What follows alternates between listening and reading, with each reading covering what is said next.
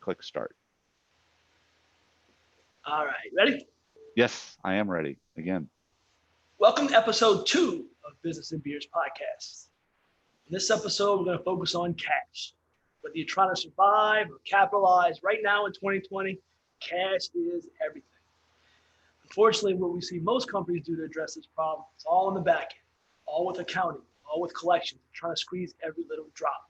My guess is at this point, you've already tried that, especially in 2020. So we're not going to touch too much in that here.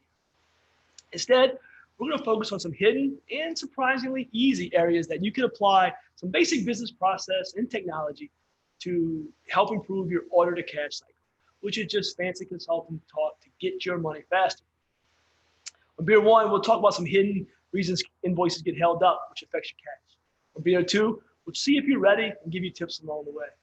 Throughout the process, we got some more stories that we'll share and what we did to help overcome some situations in the past. So, Mike, you got time for a few beers? I do. I'm having one right now. I am drinking Ziegenbach, good Texas beer, and much better than my sour beer, which the sour beer community got after me last week. So I won't defame them anymore. What are you having, Cody? I am having the Gulf Kolsch from Twisted Tea, Twisted Brewing Company, right here in Texas, Dripping Springs, Texas. I like this area of Texas a lot. Gulf Coast and Gulf Coast has some symbolism there, so we'll call it the home beer of Gulf Coast. Let's call it that. Yeah, I have one in my fridge right now. Yep. As always with Beer 1, hey, we're gonna start with some feedback. Last week, we got some really good feedback, didn't we, Mike? Yep, really good feedback. Just to recap the episode last week is about dispatching, and we referenced the big whiteboard.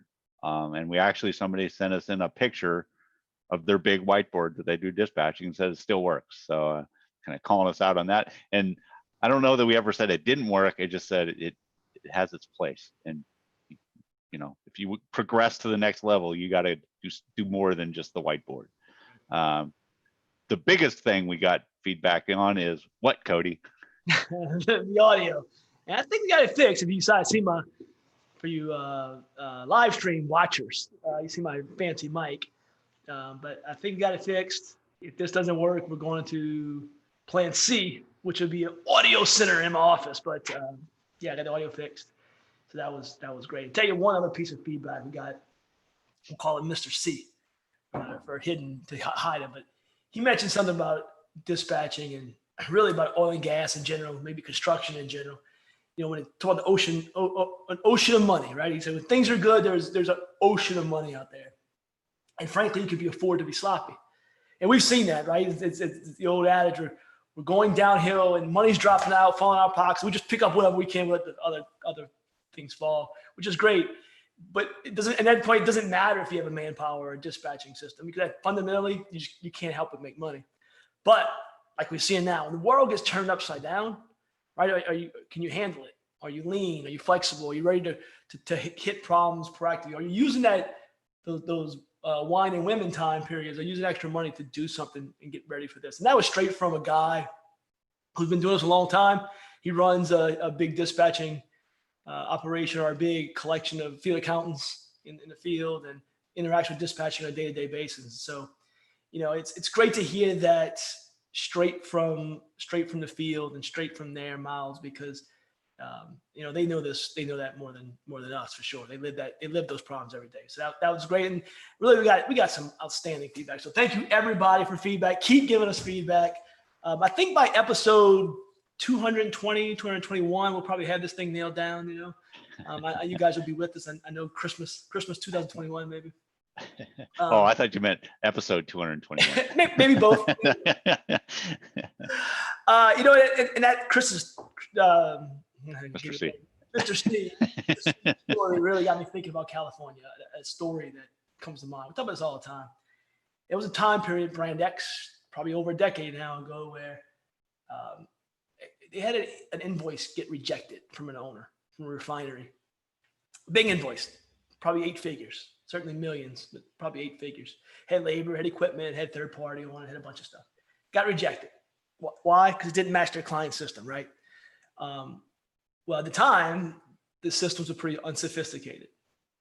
And to get this invoice through, we had 8 to 10 of us, IT people, field people, management people, executive people, going through Secretaries. boxes, secretaries, right? Going, if you were walking down the street, they just grabbed you and said, "Hey, come in here and help us." All hands on deck. All hands on deck, going through boxes of invoice detail to try to get the exact transaction sum to match. Printed. Printed, yes, printed Excel, printed spreadsheet, timesheets to get it to match. And it was a disaster. And, but it's just tens of millions of dollars at stake, right? And it matters and it's important. And so from that spawned an entire new way of thinking, particularly for all of us at Brand X, but for Mike and I in particular, as software developers or solution developers. We're not doing this again, right? And because Mike and I were part of that process. And what can we do to improve? And there was so many things we came up, right? Kind of do we didn't call it a postmortem back then, but it was essentially what we would call it today in a boardroom. Kind of look back and say, all right, we spent a whole week or two fixing this. Now, what do we do? We're not doing this again. We can't do this again.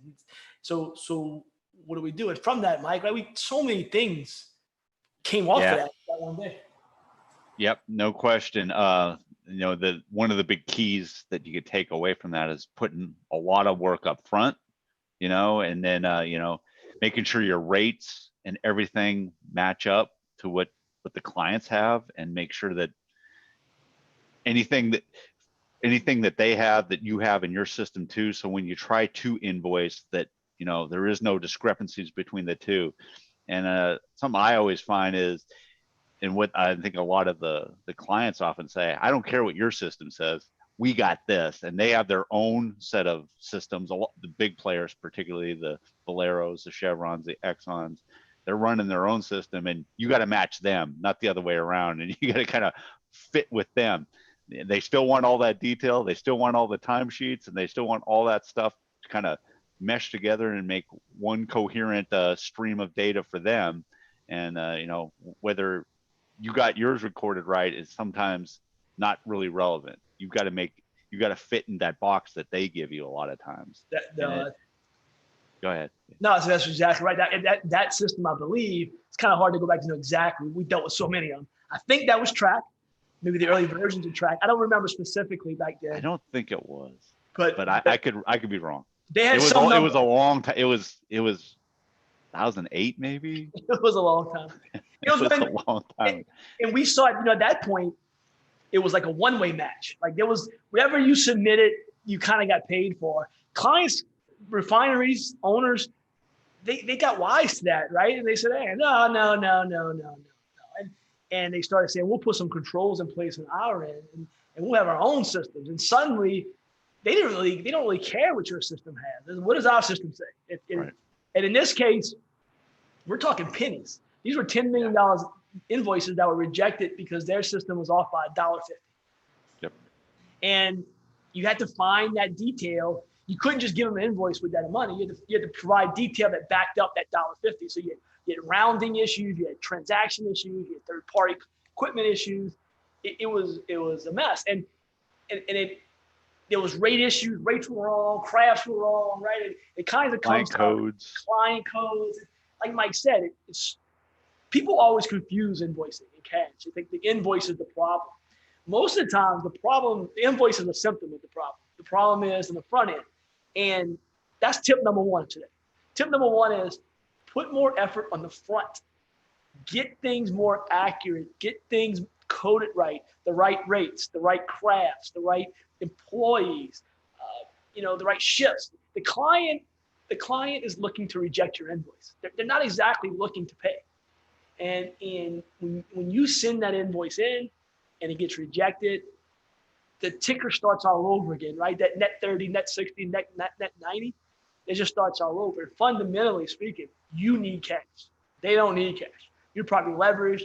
You have a huge payroll. You've got to get those guys paid. They can slow play it. They will slow play it. And they justify their huge expenditures on these Track systems, these Atlas systems, these Maximo systems, in part to catch your problems. and it works. It's a great investment by them. So you better have some stuff up front. So tip number one, put effort on the front end. Get things right, get things documented correctly, get things coded correctly. Yep, you're going to get a contract, and you better get a contract, and just make sure that you can put that contract in a system, the rate sheets, and all other systems that you have on your end, and then make sure that that matches up, and then kind of go from there. Absolutely, yeah. There's no other way around that. In order to, when you're playing with the big guys, that you got to play with. You got to sing, you got to dance to their music a lot of times.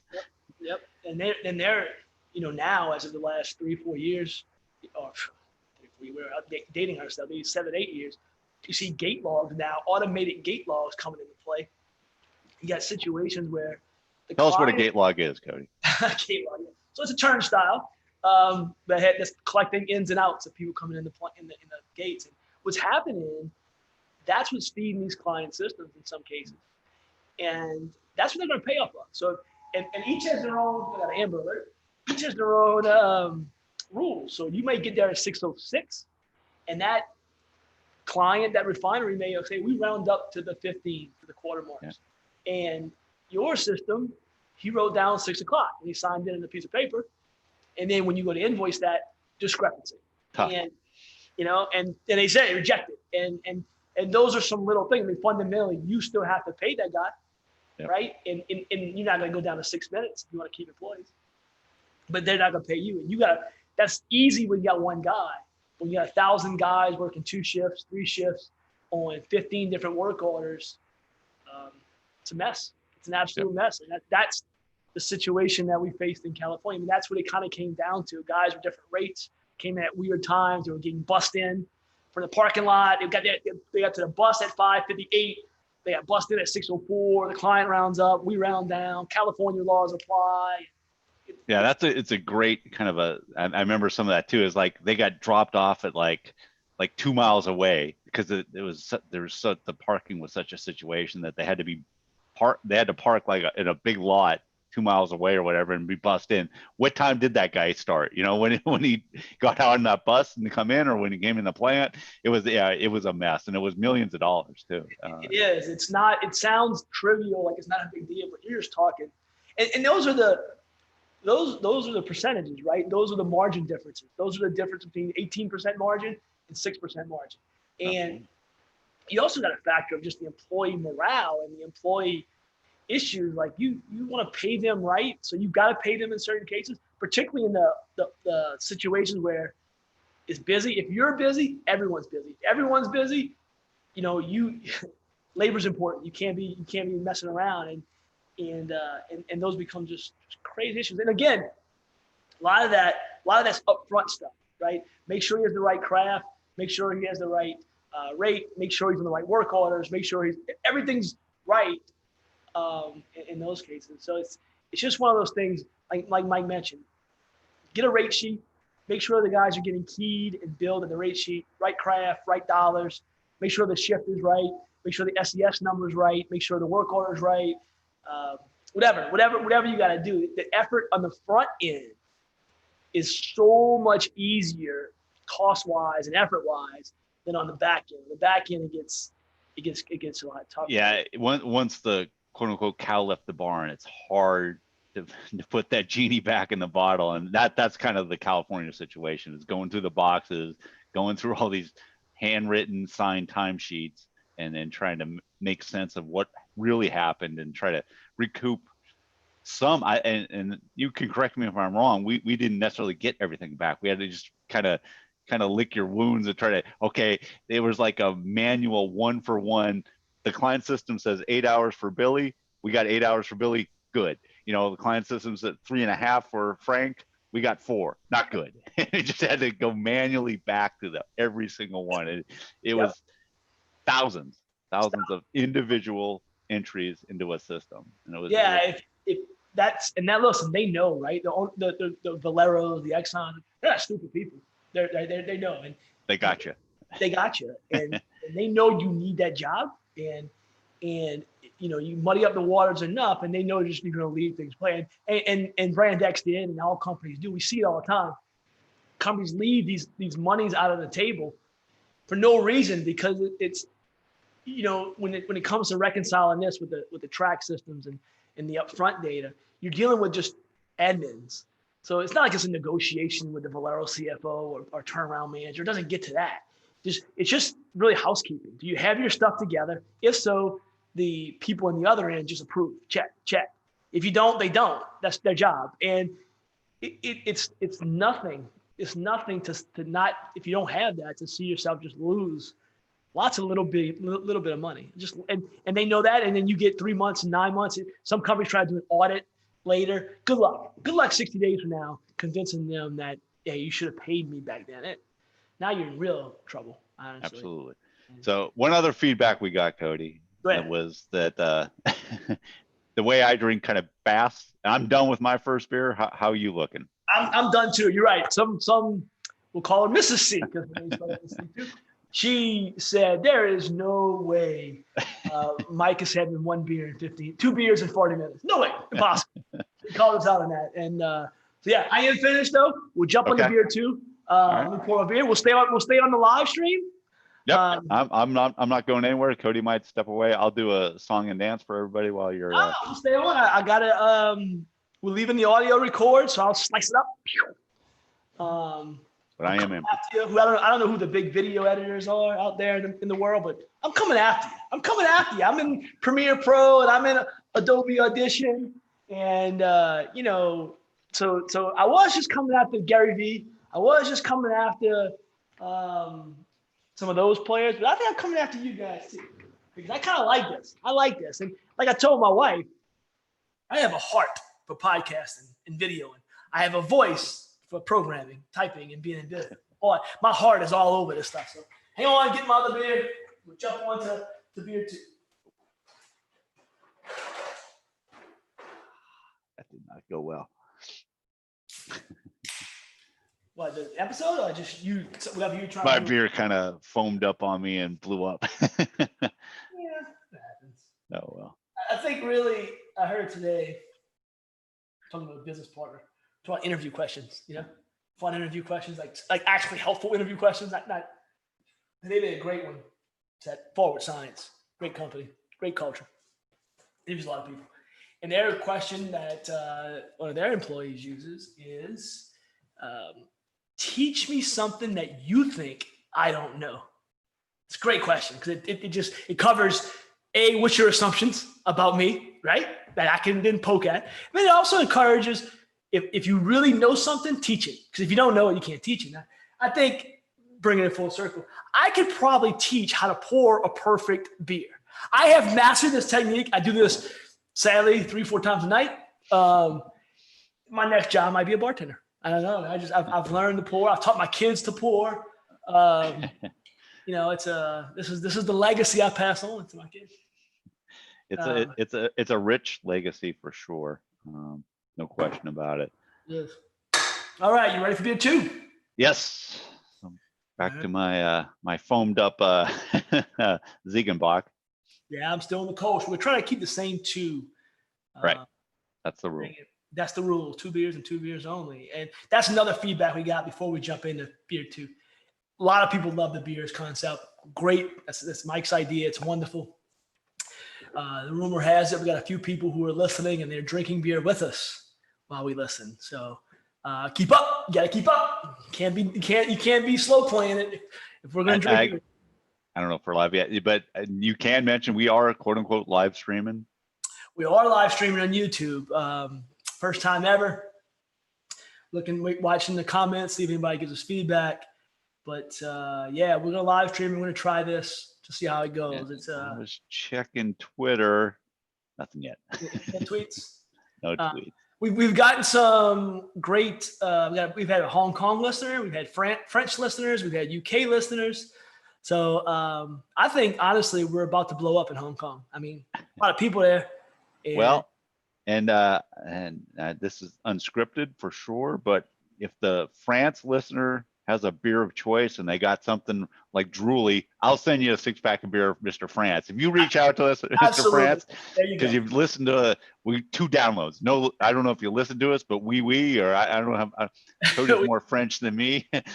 Je ne sais quoi. You know, Je give us a m'appelle, shout. je m'appelle Francois. There you go. How do you say, oh, we'll get you a beer if you send us a tweet or an email? I'll take an email or anything. I'll take a croissant, maybe. I'll take a croissant. Baguette. All right. So my family heritage is from France, and I've traced it back to the early 1600s.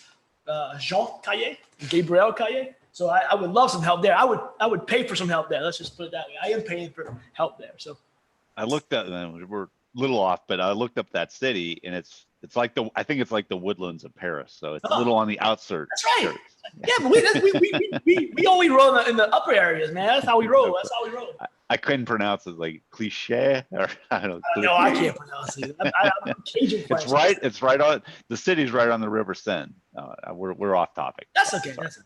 All right. So beer two, we're back. We're talking about. So we kind of covered some things that can hold up invoicing. There's a little story about California. We're going to talk now.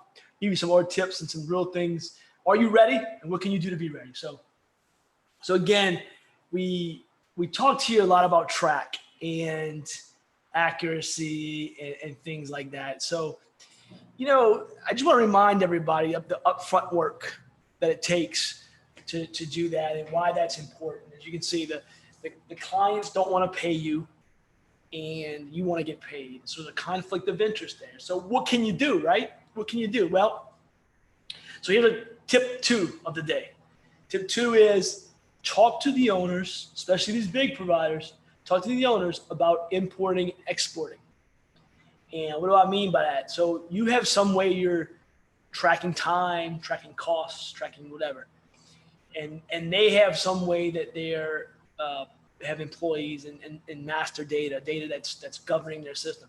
So whatever you can do to pull data in, push data in and pull data out of those systems will benefit you because you know what they have now and you can match to that. So we've at Gulf Coast and before Gulf Coast, we've built tons, hundreds maybe of exports and imports from those various systems. And some are as simple as I will send you a list of my employees, or I will download a list of your employees, to much more complicated ones where we will download your transactions and we will match them to our transactions and we will see where the discrepancy is. And both are just ginormous time savers in effort and to get in the front end stuff. And honestly, guys, this is not a $10 million IT effort. Simple utility apps, simple utility processes to do that, right? So you don't need $100,000 a month system to accomplish that.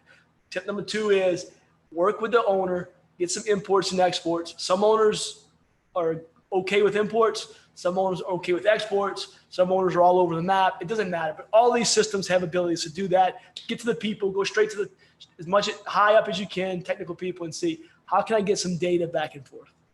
That's tip number 2 of the day.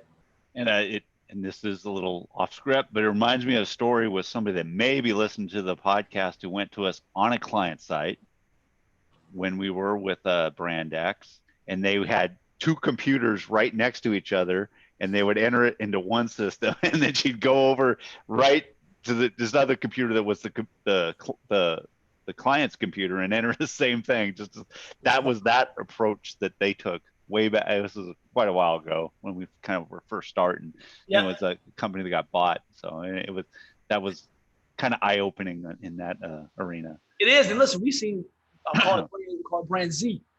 Yeah, Brand Z is a cap name. He did like send keys, man. They would just these big crazy macros that would just go.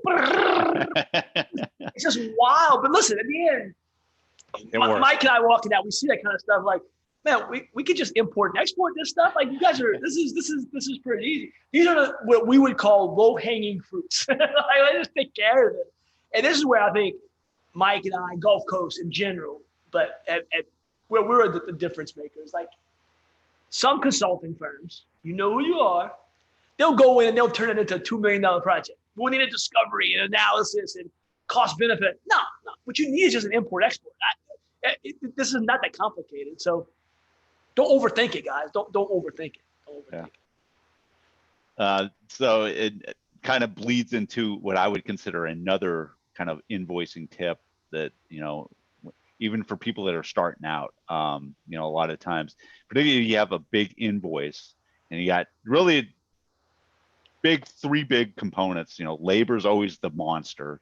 Yep. Usually there's an equipment component and there's a third party component. Those are generally 9 times out of 10, that's going to represent every invoice as a service company you're going to give to the client. Labor is generally the easiest one, and it's usually the biggest one. So what we always find is that busting those up, and this was a tip somebody gave us a long time ago, is that, hey, you want to take those three components and break it up, because the clients are going to always come back to you on equipment and third party, because they get complicated. Because you could have a rental out there that you're renting it for a month and you're trying to put there for 1 day versus on a rental, and that gets really confusing. So you just break that up into labor, equipment, and third party, or third party and equipment. Third party could be bolts or consumables and everything else that you would use on the job, pipe and materials and that sphere. But labor is generally going to represent all of it. You segment that off, get that labor signed off on the client, get that invoice approved.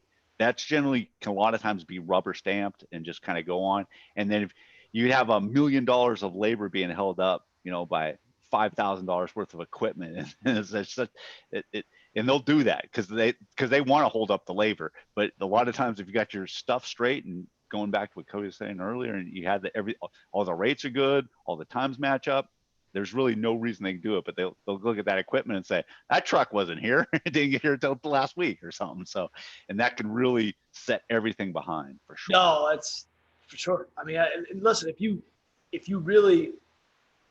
get really more sophisticated, break it up even further. We have companies, clients of ours who use our services and software, who invoice a day, each shift, right? Because at the end, get it out, get it accurate, get it out fast, break it into small chunks, keep the cash flow going, right? Why wait to the end of the week? So I see companies do this all the time. They invoice weekly.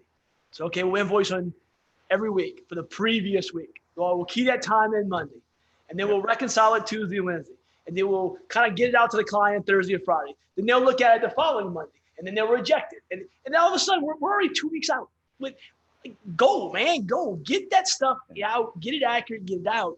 Get the clock ticking on them, and get it into digestible, small chunks that if there's a problem, you can reconcile that.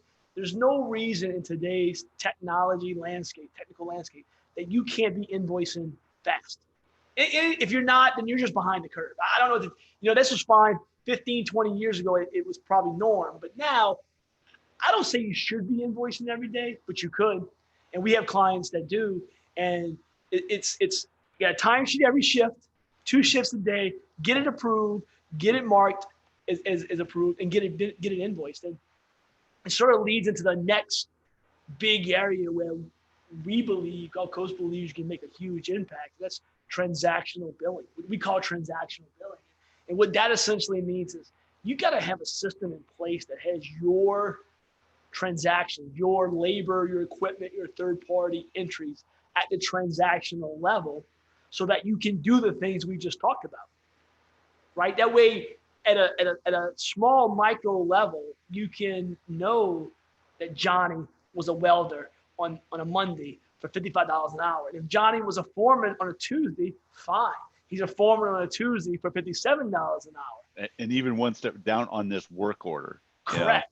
Yeah. Correct. He did this one job for 3 hours on Wednesday, and Wednesday he did another job over on this other work order for 4 hours, and that made up his whole day. It did. And you have to know, so the beauty of transactional billing, it is a complicated concept, but the beauty of it, what it does is, let's go back to this California invoice, this $10 million invoice that was being held up for literally pennies. Of all those things, there was probably a handful of days and a handful of guys, max. That was the problem, right? At this point, there was no transactional billing at Brand X. That became an action item out of this. But what really took, if we'd have had that, once we put that in place on future jobs, what it did was we would invoice the other transactions and get an SES number that had those other transactions. We would invoice those. So the $9,999,000 other than we get it matched up, invoice, boom, moved on. The other 1,000, because we had transactional billing, was easy to identify. Oh, those are the 1,000 we're missing. Those are the 2 pieces of equipment we're renting. Those are the 3 third-party items that we're missing. We'll put those aside. We'll research, get those corrected, and we'll come back to that. And the problem with people do now, Mike, you mentioned earlier, people just eat that, and they do. They have to eat it, and then they eat it forever, because once that week passes, good luck. You never remember about that tank of air, that forklift, about that guy half hour who went to the lunch tent, exception. But if you have transactional billing in place, you will, because you'll get to the point where you can see, hey, what haven't I invoiced yet? Right? And so what we saw over time is customers and clients use our systems, Mach 1, our custom system, and they'll just run a transaction report across the whole job. It becomes a search and discovery tool. Like, what haven't I built? Right. What haven't I built? And listen, this is we're not Elon Musk. We saw today Elon's company's worth more than Walmart, which is crazy. But it ain't that sophisticated. But it's simple things. And those companies who aren't doing that, again, that's the difference between 18% margin and 12% margin or 6% margin. And over time, who do you think is going to win that game? And it's little things like that. And that came directly sort of out of that California. And you go a step further. We even went a step further in most cases, and in Mach 1, our product, where it puts it on a timesheet for a customer to approve and then to an invoice. So it's kind of a 3-step. You key it in, you prove it on a daily timesheet, and you put it on an invoice. And what happens is when you get that going, when you get that cycle going, you can start managing time and equipment for 100, 200, 300 people with one person. And in other companies that we see that don't have these kind of systems, it take 12 people to do that. So where's your overhead? And you build in that weekly, daily cadence that, right. a lot of some you were mentioned before about invoicing, even shift. I think some of that's client driven, but there's no, if you can pull that off, that's the way to do it, because you got the smallest chunk of time. And then it's really hard to argue at that point, because you're not dealing with these 20 million entries. You're dealing, with 300 or 100, depending on the job. It's much harder to quibble over that, because you can just see it all there. You can really keep it in your head. And if you boiling that down to the smallest chunk is always the best. Yeah. So what I always think is when you ever heard it? I say this all the time, when client zigs, you got to zag, right? So they throw up this gauntlet of, all right, you got to follow a track, and they know that it cuts 80% out. But what the good ones, the great ones, they recognize is, I'm going to be opportunistic on this. All right, they know that if you're just matching a track and it becomes systematic on your end, well then, okay, great. I'll put systems on my end and we'll beat this system. So like when it's manual and you have a person on the other end approving, you can't invoice per shift, because they'll say, no, that's just too much work on me. I refuse to take that. But if it's just automatic, like transactions come in, we reconcile against SAP, they don't care if you do 100 a day. They're just going to pay out those money. So that's when you take that bow, you turn that around, man. You flip that around and you say, okay, now your move. And they listen. At the end, the owners want this. They don't, the first thing they want not to pay, but the second thing they want is, I don't want to work. Like they don't want to make this complicated. They got a budget. Path of least resistance.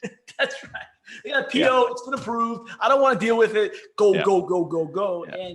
And so and so what happens, right? So there's another sort of intangible benefit is, when it comes to winning bids, who do you think customers want to work for? They want to work for vendors who make their job easier, either indirectly or directly. And then, sometimes rates are the same, right? We hear all the time that, hey, rates have been commoditized. You can't really compete on rates anymore because everybody's at the same playing field.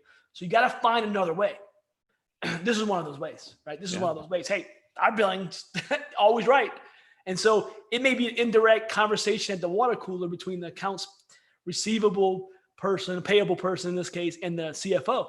That just are the, and say, hey, man, that, Gulf Coast is great, man. They're great. It's easy. They're easy. It's easy, but that might be a difference maker, man.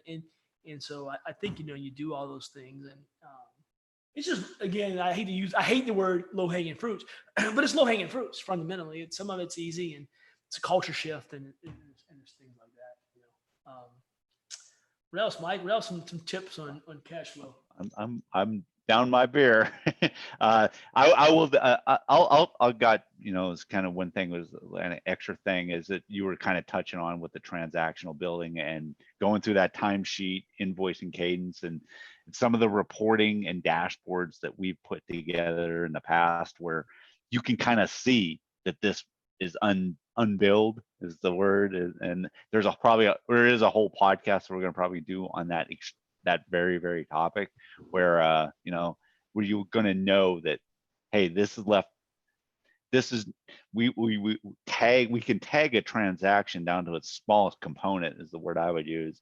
Yeah. Then said that this one has been on a timesheet, and it can be equipment, and it can be third party, and generally labor, and now it's on an invoice, and you can see the outliers, kind of what you were saying before, things that are left hanging on there, and hey, what happened here, and be able to see that, really at a moment's notice. It's almost like a daily thing to kind of go through and through that step-by-step process of getting all the accounting wrapped up for a project that you're doing.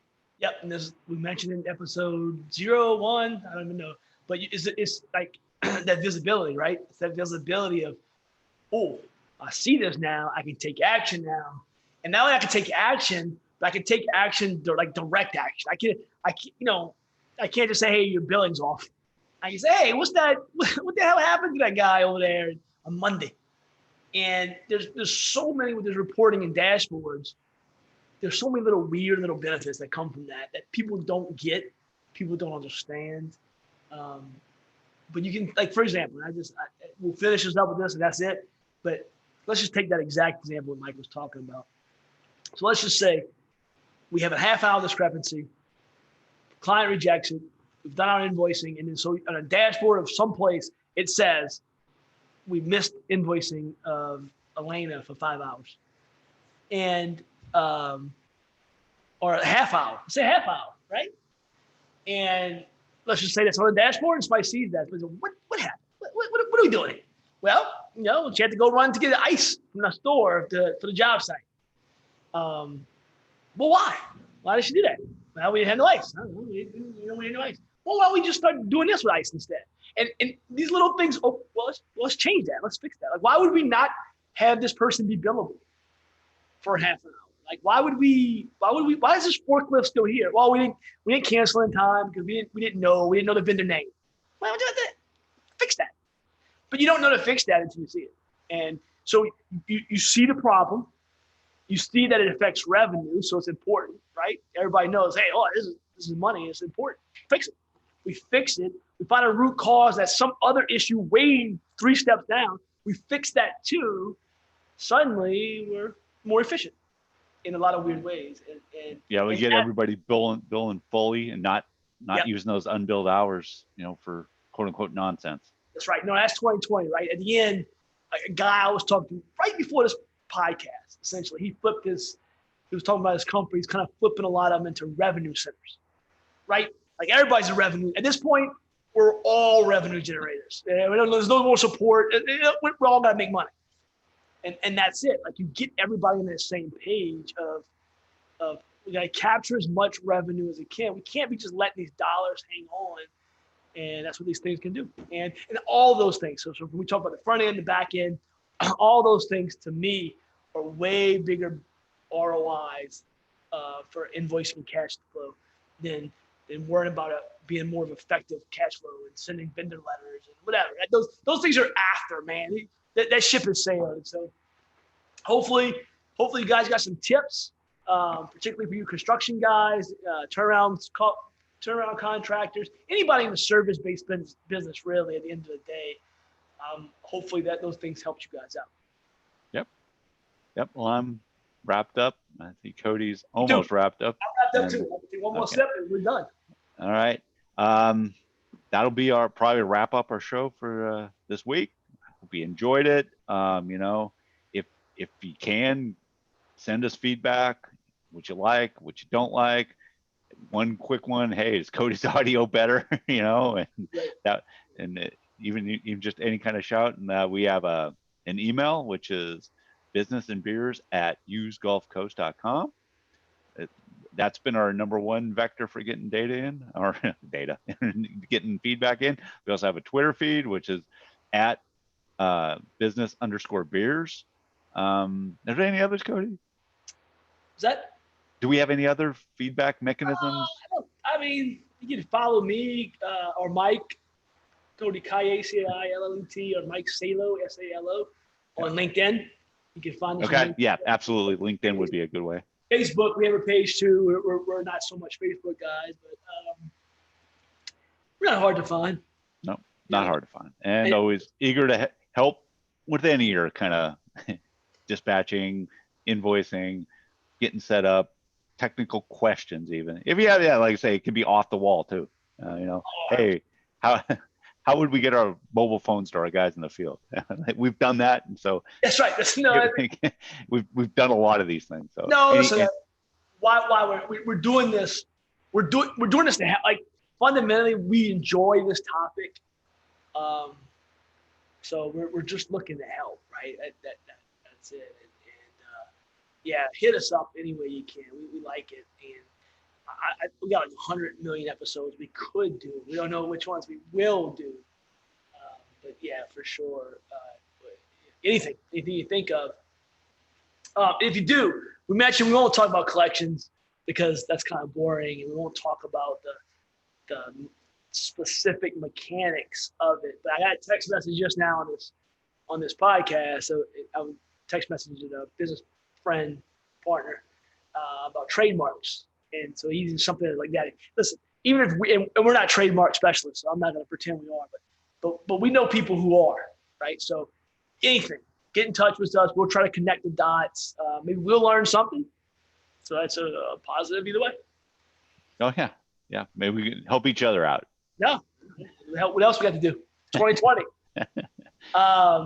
So thank you guys. Listen, enjoyed it. Keep sending feedback, and we're going to end the podcast. We'll stay in the live stream for a couple minutes, but we'll see what the reaction is from the fan base. I have a feeling Hong Kong is about to take off. What time is it in Hong Kong? Gotta be right at prime time, right? No, it's pretty late there. Pretty late. Yeah. Well, it's probably midnight. That's prime business and beers hours. We're after hours. We're Hong Kong. Yeah, they're at the rave. You know. All right, guys. Thank you. Enjoyed it. Right. Bye. Appreciate it. Bye. All right, so I stopped the Recording? Yep. So we're still a live stream. We have no chats right now. But can you tell if people are even listening? Hudson said he would. Did Hudson listen? Hudson. He said he would. He seemed quasi interested. You know, I think that one went really well. I think that was our best episode we ever did. I could have done better. But, you know, I see your chest right now. You see what? I see your chest. No, sorry. That was, I like it. Yeah, I have no all the audience out there. I'll tell you this: I haven't seen a single person say they disliked it. That's true. Yeah, so I'm stopping this, and this is where we are on this. Wow. But that was part of we. Yeah, he went away and got another beer for sure. I thought it was pretty concise though overall. Did you? Yeah, it's probably going to be about 35 minutes of at least that. It'd be hard to get under 30. It's just tough, man. You gotta like I think you kind of said with the writing, you know, you'd have to be concise is tough. So you just have to go back and just really nail down a script. It's hard to do. I know I flubbed up the script a little bit in some places. It's a great quote. I think about daily, honestly. And it's not a quote, not even a quote. It's a letter. It's a quote that came from a letter, and it's a letter like 1797. You know, I don't. and a guy wrote a letter to. Actually, I want to say it might have been during the pandemic. That might not be true. Maybe make some people. It don't matter. He wrote a letter to his family, and it was a kind of a catch-up letter, like a recap, right? And the letter started off like this. I think it's one of the greatest lines in written history. Honestly, I'm sorry for the length. I didn't have time to be more concise. Right. No, that I've heard that. That's great, right? That's it. That's it in a nutshell. Like it's easy to ramble on. It's easy to type a bunch of shit. Trying to think who wrote that. I don't know. It's great. Yeah. Great. It's someone like Hemingway or somebody wrote that or somebody. Man. It's yeah. great. No, it's true. Yeah, it kind of keep going and going and going. And the good ones can say a lot in like a sentence. That's easy. I mean, it's kind of some ways what marketing is, right? Saying a lot in little. The elevator speech is that, say a lot in little. The book by April Dunford over there, Product Awesomeness, is that, right? And it's not about positioning. It's about positioning, but it's about saying what your product is, right? And position your product. You don't have, like, in the end, that's something I think Gulf Coast learned. I learned. I don't get the attention. I don't get 4 hours of someone's attention. I get 4 seconds, 10 seconds, 15 seconds. To make an impression. That's right. You got to say a lot in a little bit. Yeah. You got to make a spark or make something. In the podcast, something that you mentioned that I hadn't thought about was those SES numbers. I haven't thought about those in a million freaking years. I wrote that down. I said, geez, I haven't thought about those SES numbers in a while. I would freaking, I don't want to say, kind of watch on lane. This after hours. Yeah, I will die with that knowledge. That's our legacy. It's for better or worse. I mean, that's it. That's I'll tell you what's a neat story about the podcast before we get into live stream. There's a friend of mine. I'll call him Bo because he's a friend, so I don't have to hide his name. But he reached out to me this morning. He said, "Man, I just listened to your podcast." He's an old high school teammate. I hadn't talked to Bo. I hadn't talked to Bo in, I don't know. It's been a minute. It's been a decade, probably. Maybe probably 2 decades. Probably since we were 20. And he reached out to me this morning. He said, "Hey, I listened to your podcast, episode 0. I liked it." He even mentioned the beer, Dallas Bond beers. I know he listened. He's in Arkansas. And what was crazy about that, this was a crazy story. My mom, and I think I sent it to you, Mike. My mom had found an old video camera during quarantine. Mom's quarantined. She got nothing to do. She's scared to death. She's going through things. She found an old camera, an old actual JV. Put on those small tapes. Yeah, Super 8, I think it was called. She had gotten some video from the news on our high school baseball team, and I was on the news a bunch back in those days, enough. Anyway, she just found them and she converted them. She found this old VHS that you put the little tape in. It's just crazy technology that wasn't that long ago. Anyway, she found all this and she spent all day getting it. She had to get to an MPG file, sent it to me, right? Great. So I looked at it a while back. I thought it was neat. The first 6 seconds, the thing starts off like this. The guy's name is Bo, so I'll leave his last name out. Bo blank. Bo singles to center field, scores Cody Kite. That's it. That's how the whole clip starts.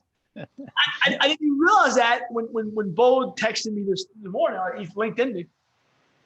I said, let me go see if that was. I couldn't remember what year that was. Bo was our catcher our senior year, not our junior year. I couldn't remember what year that was. So let me go see if that was the same year. Because in that same clip, they had a clip of me tagging someone out of second base from the catcher. So I knew there was a play there. Let me go see what the year that was. Let me see if that was senior year if Bo was in that. I'll send it to him, kind of funsies. And it turned out that was the opening line. It was just so great. So neat that this podcast would do that, right? I mean, it's serendipity. It's neat, man. And Bo went to play college baseball. Where did he play?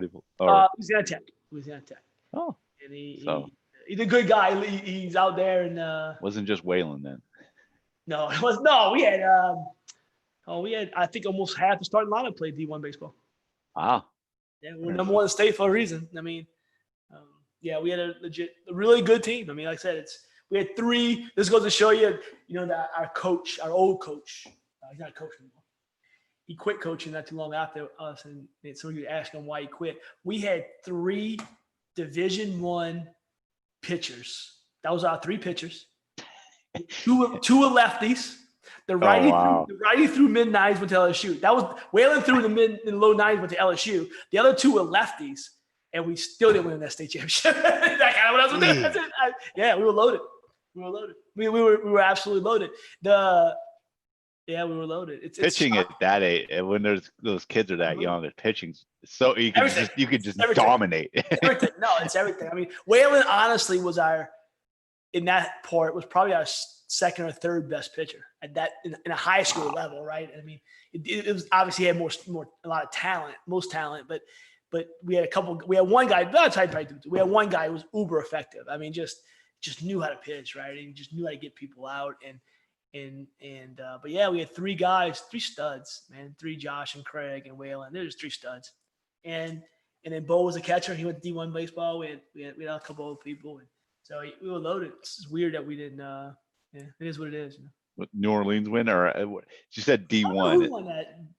Yeah, D1 Division I. So that'd be like the LSU. Oh, okay. The high that the real top dog. The top college. Yeah. No, that's pretty. All right, we're gonna end the podcast. We're gonna end the live stream right here. Nobody, Mike. No comments on Twitter. Let me double check. Last time I checked, none. See, it kills me that Excel spreadsheet. I keep wanting to go to Excel. Wow, I don't see anything. Boo. Oh, we did get a new follower though. Good.